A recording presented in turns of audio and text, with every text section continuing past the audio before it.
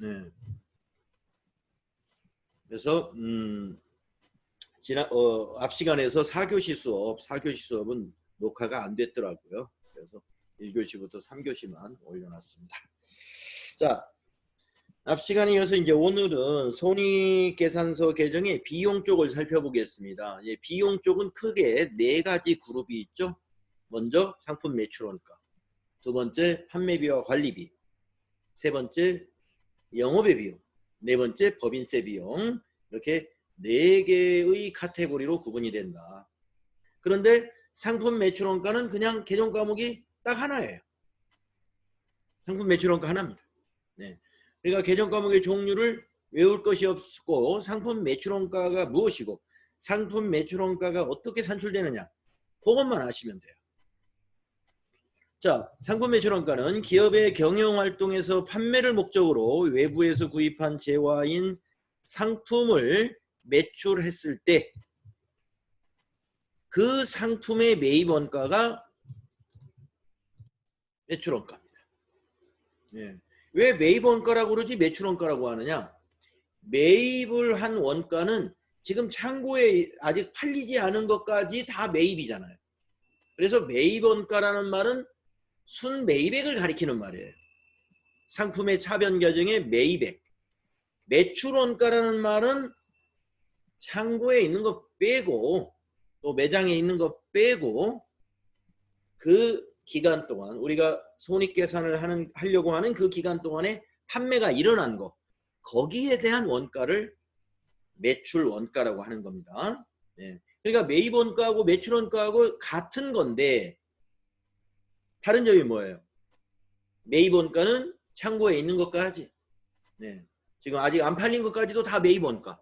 매출원가는 매출에 해당되는 부분에 대한 원가. 이렇게 구분하시면 되겠습니다.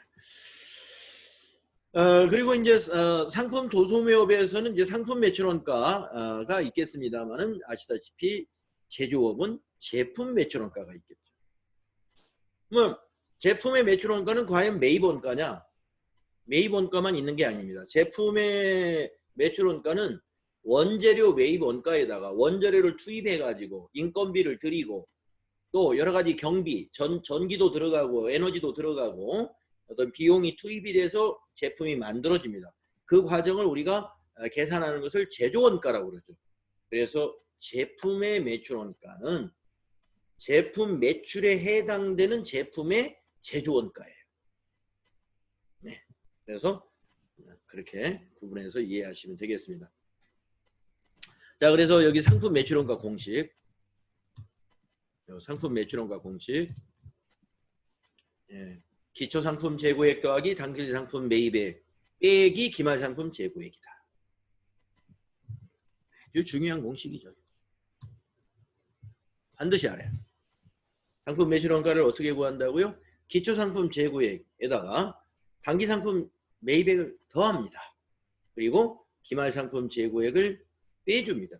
이 기말상품 재고액을 기말에 우리가 장부상 재고만 믿을 수 없기 때문에 현장에 가서 실사를 하죠. 실제 재고를 조사합니다. 그래서 수량의 차이가 있으면 감모 손실로 처리해가지고 제대로 매출원가를 산출을 해야 되겠죠. 그래서 그 감모 손실이 정상적인 감모면은 매출원가에 포함되도록 수량을 그냥 기말상품 재고액을 장부를 고치고 실제 수량으로 처리를 하면 돼요. 만약에 비정상적인 감모다 그러면은 매출원가로 들어가면 안 되죠. 그래서 별도의 분계를 해줘야 되죠. 그 별도의 분계가 차변에 재고자산 감모 손실 비용 발생 별도의 영업의 비용으로 대변에 상품 이렇게 상품이 매출원가로 들어가지 않도록 상품에서 빼줍니다. 그리고 이 기말상품 재고액은요. 기말상품 재고액은 나중에 결산 회계 처리에서 결산 분계 사항이고요. 결산 분계할 때 결산자료 입력이라는 메뉴가 있습니다. 우리 더전 프로그램에 결산자료 입력에다가 기말상품 재고액을 입력을 하고 점표를 추가해 주어야 결산이 진행이 돼요. 즉 뭐가 되느냐? 상품 매출 원가가 손익계산서에 반영이 되는 것이다. 이런 말씀입니다. 그래서 이 상품 매출 원가 구하라는 문제가 FAT 1급에서는 자주 나옵니다. 이게 굉장히 기초적인 거기 때문에. 그래서 제가 계정 양식을 여기다 하나 그려놨을 텐데.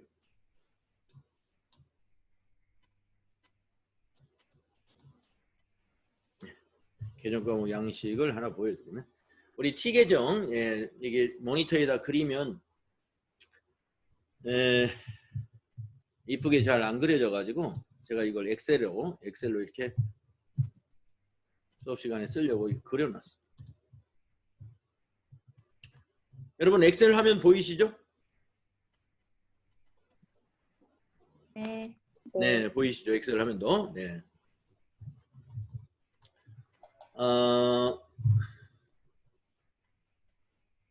뭐 밑에 있는 건 상관이 없고, 네. 위에 있는 것만 가지고도 보시면 되겠는데, 자, 이게 상품 계정이라고. 상품 계정. 모니터를 좀 키워볼까요? 자, 여러분 상품 계정은 자산이죠. 자산. 그렇기 때문에 전기이월이 어디에 와요? 자산의 전기이월은 차변에 오는 겁니다. 그래서 이 전기이월이 여기에 있는 기초상품 재고액이에요. 차변에. 자, 전기에 이월된 기초상품 재고액이 10만 원이라고 가정을 해봅시다. 그리고 당기 1월 1일부터 12월 31일 뭐 당기에 매입한 매입 원가가 50만 원이에요. 그러면 이 기초상품 재고액에다가 당기에 매입한 매입액 매입 원가를 더한 것이 60만 원이죠. 이걸 우리가 뭐라고 부르냐면 영어예요. 아이고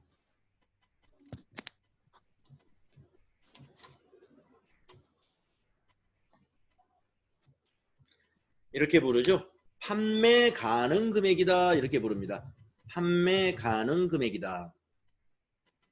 상품 계정의 차변의 합계는 우리가 판매 가능 금액이다. 이렇게 말할 수 있어요. 기초상품 재고액과 당기에 매입한 금액이 합계가 60만 원이에요. 그러면 60만 원이 뭐예요? 60만 원의 한도 내에서 매출 원가가 발생할 수 있는 거죠. 다 팔아도 60만 원이에요. 매출 원가가. 네. 이해가시죠? 그런데 기말에 재고를 조사했더니 15만 원어치 재고가 남아 있습니다. 이 재고 조사는 어떻게 해요? 15만 원인가를 어떻게 계산하죠? 먼저 수량을 파악한다고 그랬죠? 수량을 파악하는 법에는 계속기록법, 그 다음에 재고 조사하는 실사법, 그 다음에 두 개를 혼합하는 혼합법이 있어요. 그래서 우리는 대개 혼합법으로 수량을 조사한다. 그러니까 실제 재고 조사도 하고, 그 다음에 장부도 계속 기입하고 하는 얘기죠. 그래서 수량을 파악하고 그 다음에 뭘 산출합니까? 단가를 산출하죠. 단가. 네, 자, 문 좀 닫고 오겠습니다. 잠깐만요.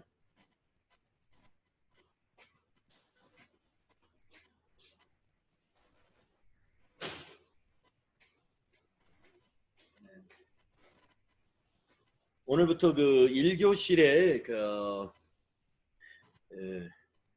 1교실 팀이 있죠, 여러분들. 스테이센터 수업 1교실에서의 수업은 오늘부터 오프라인 수업 시작을 했습니다. 자, 수량과 단가. 이 단가를 결정이 되면 어떻게 해요? 수량에다 단가 곱하면 이게 기말상품 재고액이 되는 거예요. 그런데 우리가 수량 결정하는 방법에는 3가지가 있었지만 단가를 결정하는 방법에는 5가지 정도 있었죠. 예. 그래서 제일 정확하지만 시험에는 잘 안 나오는 개별법, 그 다음에 시험에 많이 나오는 선입선출법, 후입선출법, 이동평균법, 평균법 이렇게 있었잖아요. 그러면 하나, 둘, 셋, 넷, 5가지고. 그래서 그러한 단가 결정 방법, 이걸 단가를 결정하는 방법을 정해서 그 방법으로 뭐예요? 재고로 남아있는 자산의 재고 자산의 여기는 상품이니까 상품의 단가를 결정합니다. 그래서 수량에다 단가 곱한 것이 기말상품 재고액이에요. 그래서 이거는 실제 조사를 통해서 계산을 해내는 거예요. 자, 그러면 아까 말씀드린 대로 상품을 판매 가능 금액 다 팔면 매출원가가 60만 원인데 재고를 조사했더니 15만 원이 있네요. 그럼 매출원가가 얼마라는 얘기예요? 45만 원 얘기예요. 45만 원. 15만 원어치는 안 팔렸으니까. 네. 그래서요. 여러분 그 상품 매출원가를 구하라 또는 기말상품 재고액을 구하라 이런 스타일의 문제가 나오면 여러분 시험지 공백에다가 이렇게 T자를 딱 그리시라. 이게 T자를 딱 그려가지고 이게 상품 계정이다 생각하고 여기다 칸 채우기 하시면 돼. 기초상품 재고액 여기다 딱 적고 단기상품 매입액 여기에 딱 적고 기말상품 재고액 여기다 딱 적어서 판매 가능 금액에서 재고 딱 빼면 이게 매출원가예요. 그래서 아까 그 교재에 있는 이 수식도 외워둬야 되겠으나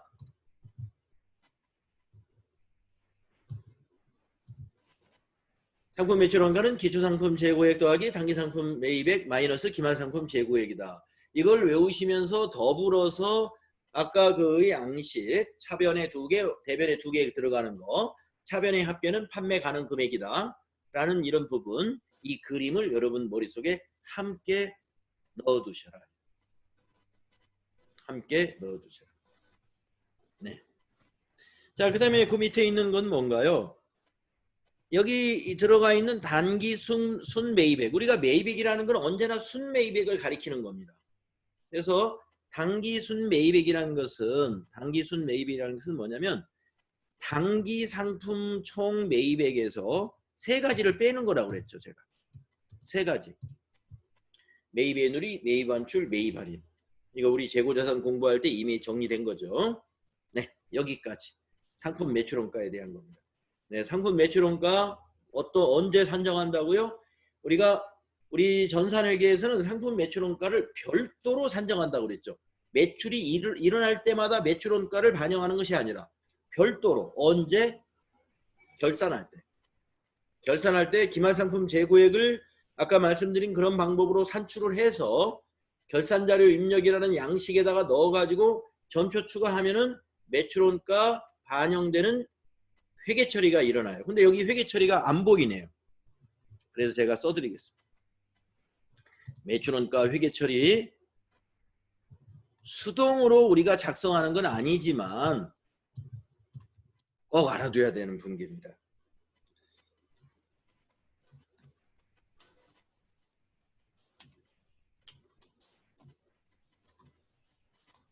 매출원가 회계 처리는요. 자동 분계 사항이에요. 자동 분계 사항.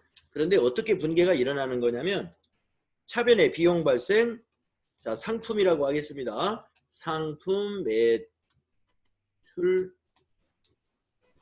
원가 가령 1000만 원이다. 이게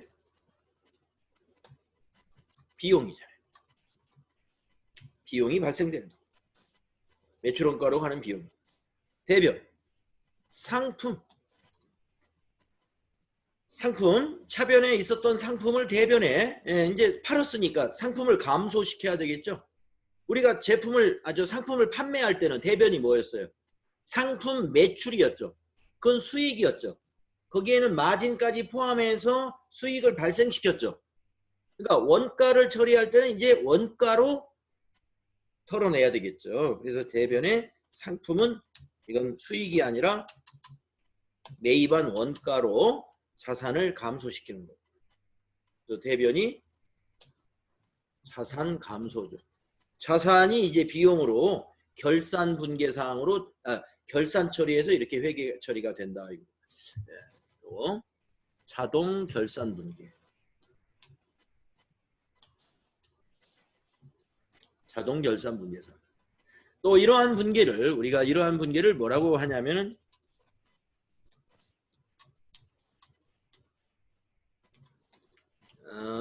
상품 매출 원가 대체 분계다 이렇게 부르죠. 상품 매출 원가로 대체되는 분계다. 네, 이걸 우리가 수동 분계는 하지 않고 아까 말씀드린 결산자료 입력에다가 기말상품 재고액을 입력한 다음에 전표 추가를 할 것이다. 네, 우리 이제 실습할 때 여러분 이거 실습을 한번 해볼 거예요. 자, 상품 매출 원가 개정 과목 하나뿐이 없습니다. 자, 다음에 이제 두 번째 판매비와 관리비로 가볼까요? 판매비와 관리비. 자, 판매비와 관리비는 이제 우리 손익계산서에서 보면 두 번째 그룹에 해당되는 비용이죠. 개정 과목 수가 엄청 많습니다. 네, 개정 과목 수가 엄청 많아요. 개정 과목 수가 한 20여 가지. 그래서 여러분들이 판매비와 관리비는 뭐 이제 그걸 20개를 달달달 외우라는 것이 아니라 제 생각에는 이래요. 예를 들어서 복리후생비 하면은 판매관리비다. 뭐 여비교통비 하면 판매관리비다. 접대비 하면 판매관리비다.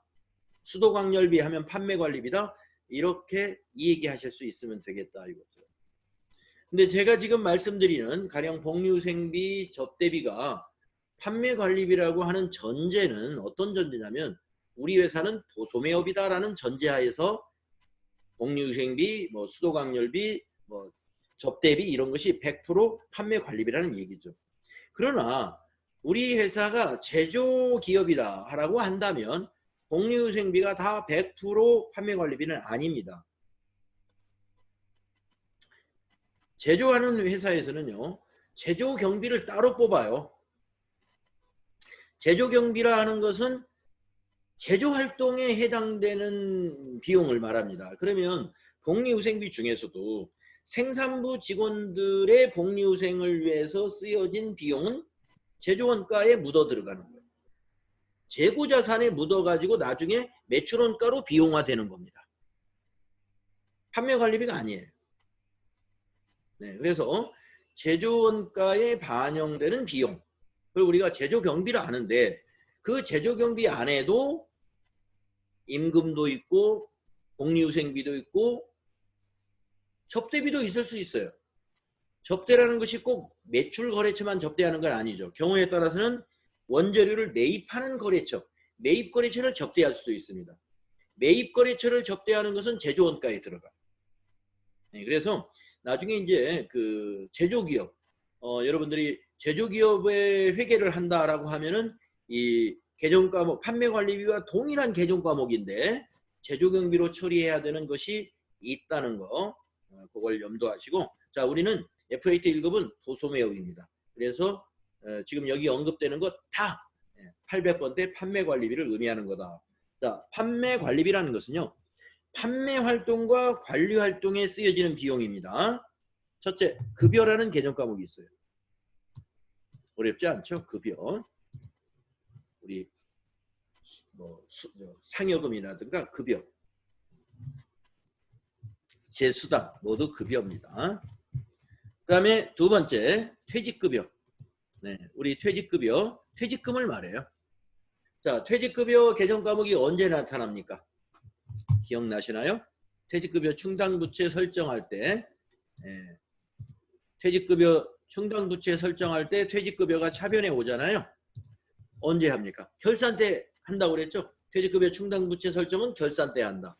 그래서 대변에 퇴직급여 충당부채, 차변에 퇴직급여.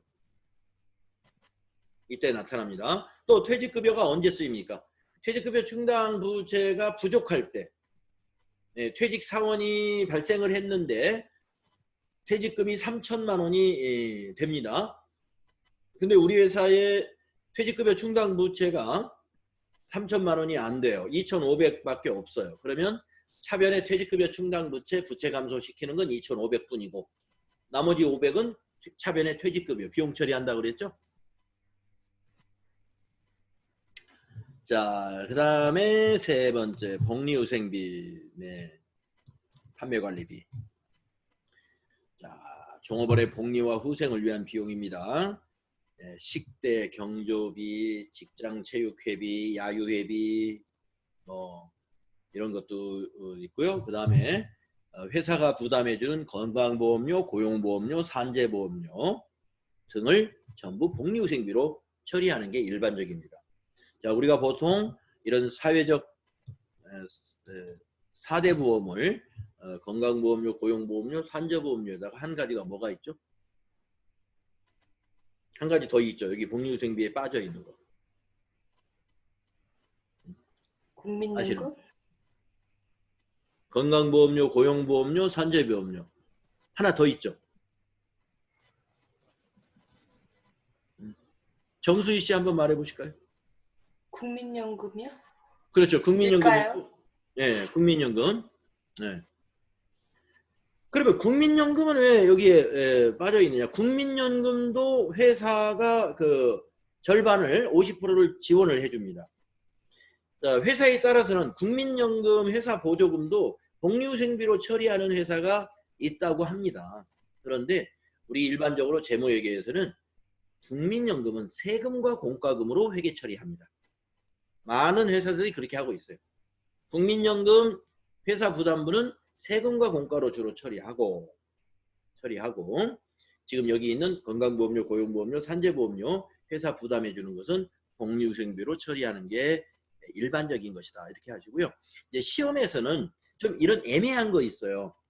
어떤 회사는 이렇게 처리할 수도 있다. 이런 것은 아예 시험에서는 개정 과목을 특정을 해 줍니다. 복리후생비로 처리할 것 또는 세금과 공과로 처리할 것 이렇게 특정해 주니까요. 네, 일단은 기본을 이렇게 알아주시면 됩니다. 다음에 네 번째 여비교통비. 네, 여비교통비 뭐 잘 아시죠? 네, 시내 교통비도 여비교통비. 출장을 가는 뭐 KTX 또는 비행기 타고 가는 거. 또 출장을 가다 보면 숙박도 해야 되고 음식도 먹어야죠. 이거 다 여비교통비입니다. 출장 가서 쓰는 비용들 그리고 시내 여비교통비 이거 다 여비교통비다. 그 다음에 접대비 너무 잘 아실 거예요. 거래처를 접대하는 거예요.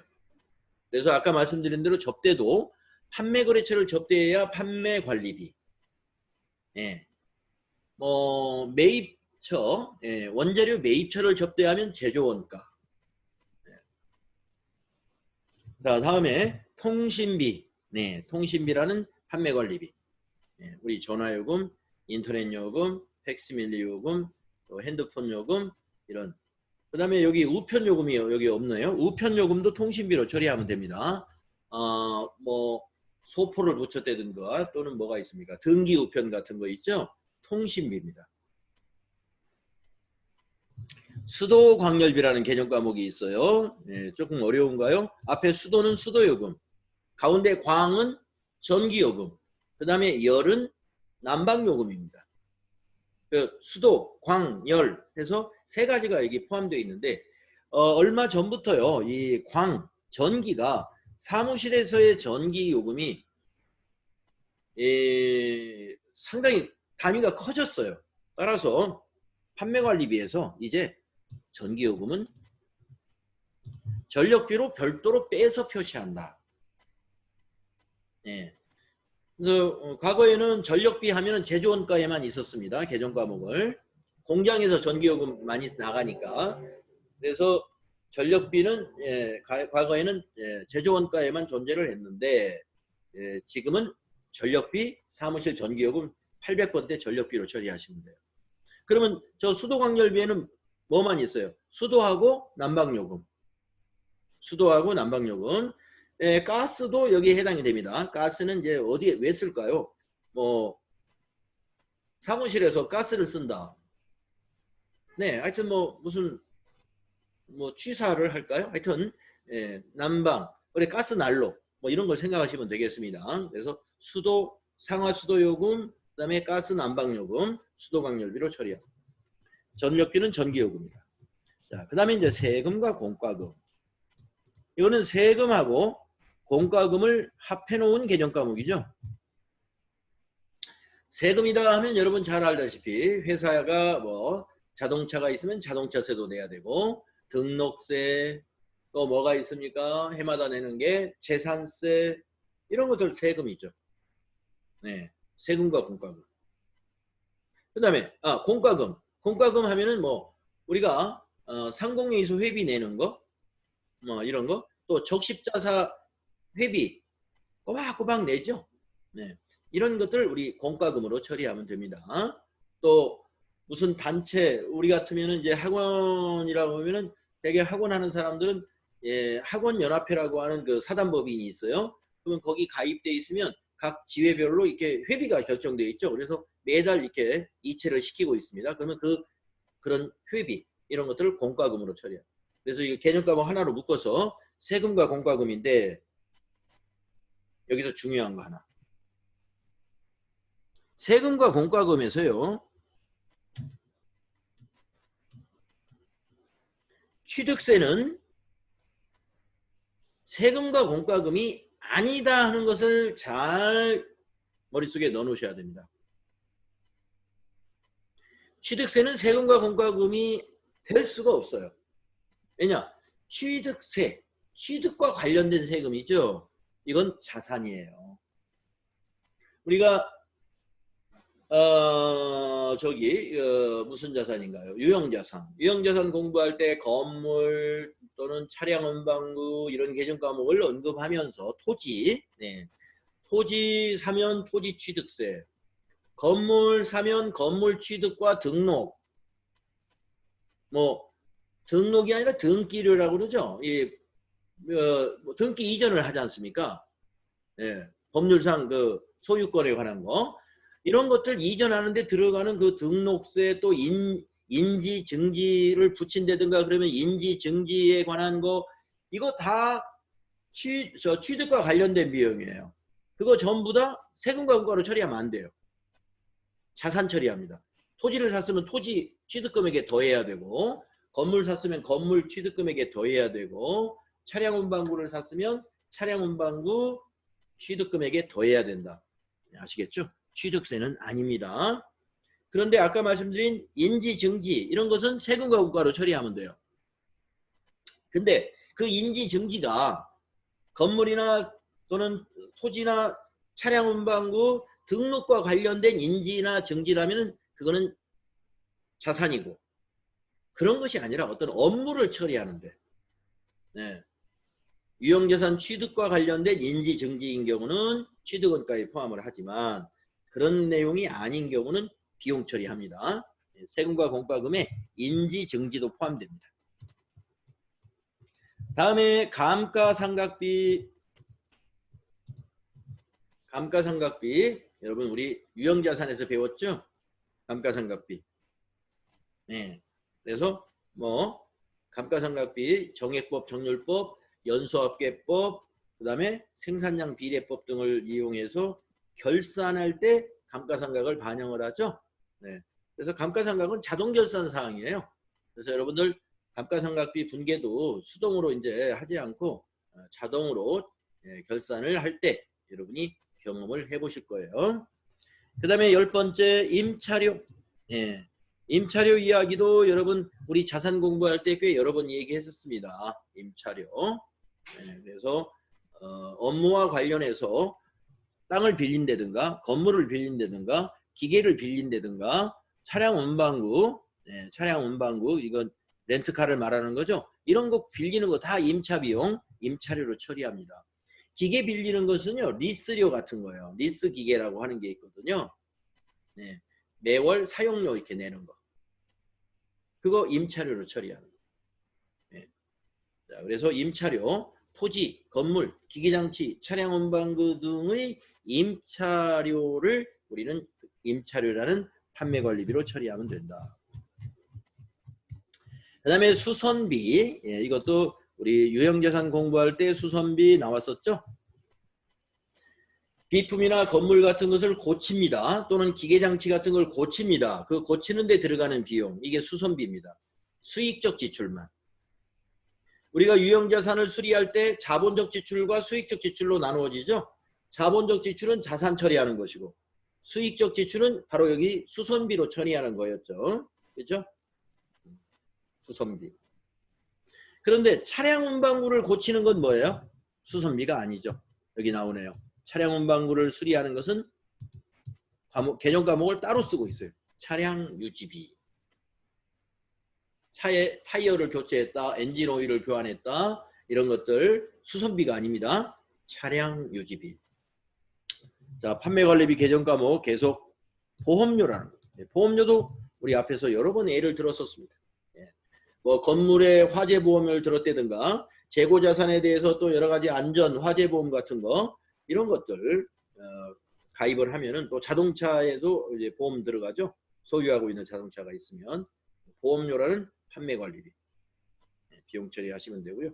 이 보험료는 대개 다 선불이기 때문에 결산 때 우리가 어떻게 하죠? 미경과 보험료를 차기로 이연하기 위해서 비용 이연을 시키죠.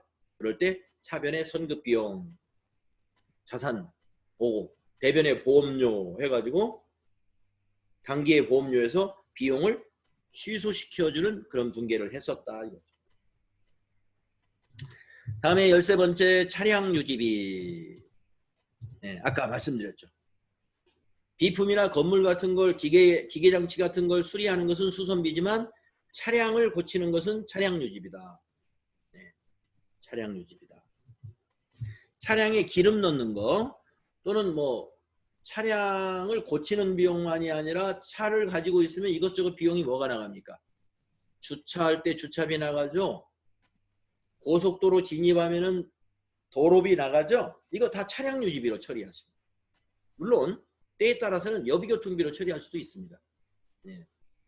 그래서 그거는 뭐 그 회사가 어떻게 처리하고 있느냐에 따라서 해주시면 되는데 좀 애매한 게 있어요.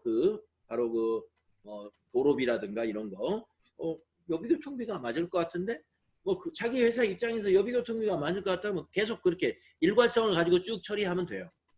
그런데 우리가 사람이 가는데 뭐 도로비는 안 받잖아요. 차가 지나가기 때문에 도로비 받는 거니까 이건 차량과 관련된 비용이다. 그래서 차량 유지비로 처리한다고 해서 틀린 것이 아니에요. 그래서 차량 유지비로 처리하는 회사도 많이 있습니다. 도로비. 주차비는 당연히 차량 유지비죠. 우리 차 때문에. 그러니까 자기 회사 자차 때문에 들어가야지. 우리 회사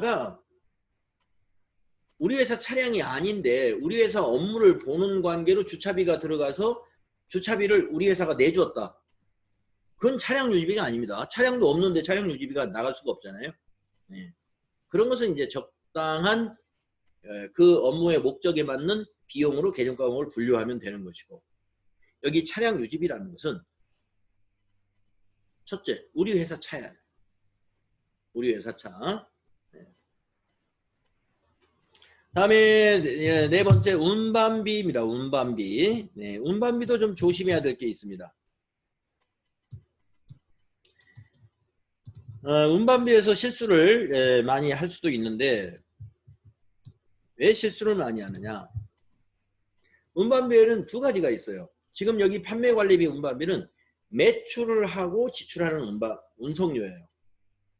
그러니까 상품을 팔 때 들어가는 운송료. 이게 운반비입니다. 판매관리비.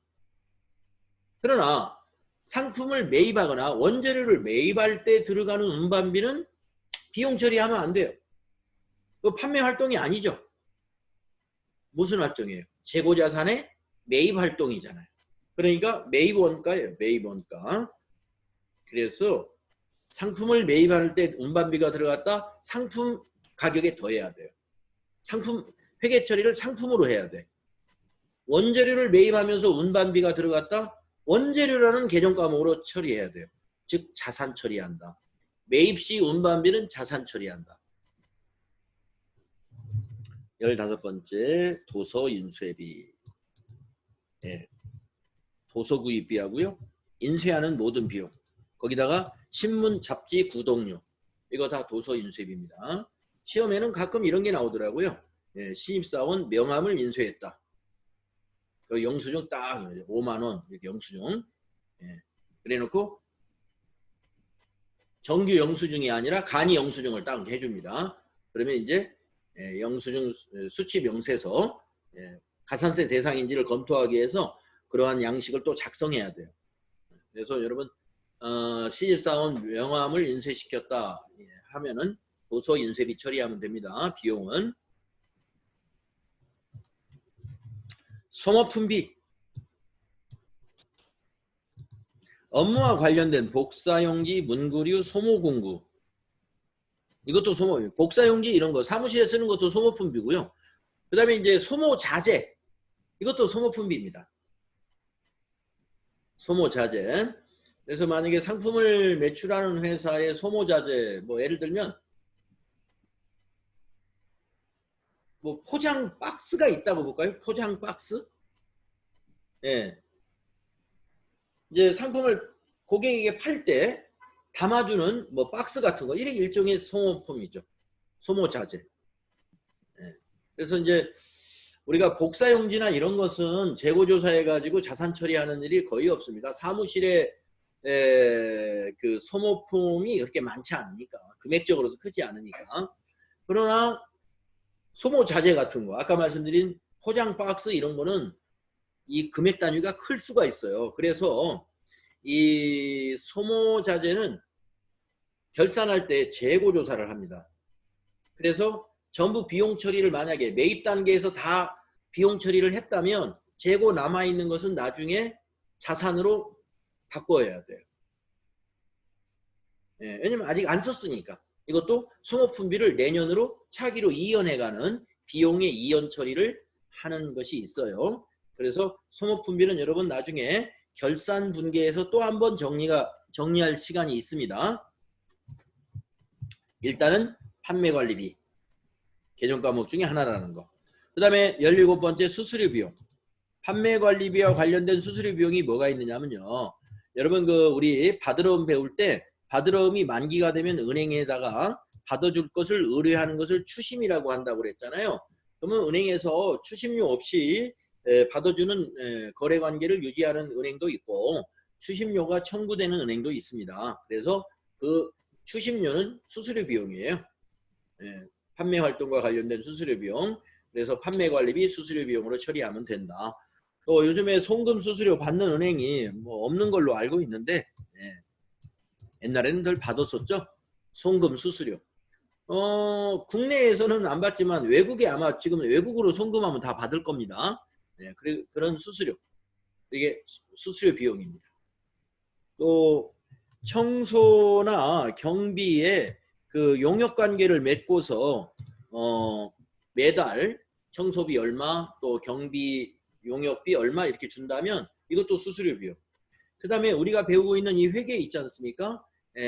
우리가 회사 내에서 회계 담당자가 있다 하더라도 나중에 그 법인세 세무조정이라든가 이런 것까지 완벽하게 또 결산 마무리까지 다 스스로 할 수 있는 그런 회사도 있겠으나 그렇지 않은 기업들은 어떻게 해요? 일상적인 전표 입력은 우리 직원이 하지만 세무조정이라든가 이런 것은 회계사 사무실을 통해서 이렇게 할 때가 있죠. 그때 뭐를 지급합니까? 비용을 지불하죠. 그게 바로 수수료 비용. 판매관리비에 해당되는 것이죠. 아니면 아예 장부기장을 의뢰한다. 그러면 매달 장부기장료가 나가죠. 그거 역시 수수료 비용이라는 거죠. 자, 그 다음에 18번째 광고선전비. 판매관리비에 광고선전비. 광고선전비는 제조원가에는 없습니다. 판매관리비에만 있겠죠. 광고하면 너무 잘 알죠. 신문광고, 방송광고, 잡지광고, 현수막 거는 거, 또 판촉물 인쇄하는 거, 판촉물을 제작하는 거, 이거 다 광고 선전비 처리하십니다. 그 다음에 대손상각비 어디서 배웠어요? 매출채권. 외상매출금 받으러움 배울 때 대손상각비 배웠죠? 대손상각비 설정은 결산수정사항이죠. 결산수정사항. 그래서 우리가 이 결산 시에 외상매출금이나 받으러움의 잔액에 대해서 회수가 불가능한 것들을 대손충당금으로 설정하잖아요. 매출채권의 차감 계정으로. 그리고 차변에 대손상각비 비용 처리를 미리 한다고 그랬죠. 그 대손상각비입니다. 결산 분계 사항이에요. 네, 지금 뭐 19번에서 끝이 났네요. 판매관리비가. 근데 여기에서 아마 없는 것도 더 있을 겁니다. 여러분 개정 과목 여기 지금 교재에서 19개를 정리했는데 19개 외에도 몇 개 더 있을 수 있고요. 지금까지 판매관리비 네, 개정 과목을 쭉 살펴봤어요. 개정 과목 수는 많지만 이거 분계 연습은 나중에 뒤에서 연습 문제가 있을 겁니다. 그것으로 대신하도록 하겠습니다. 자, 우리 1교시가 10시 10분까지인가요? 아이고 5분이 지났네요. 네, 시간 맞추기 참 쉽지 않네요. 자, 그러면 여러분 5분이 더 지났으니까 다음 시간은 10시 25분 네, 여러분 10분간 쉬었다 하시죠.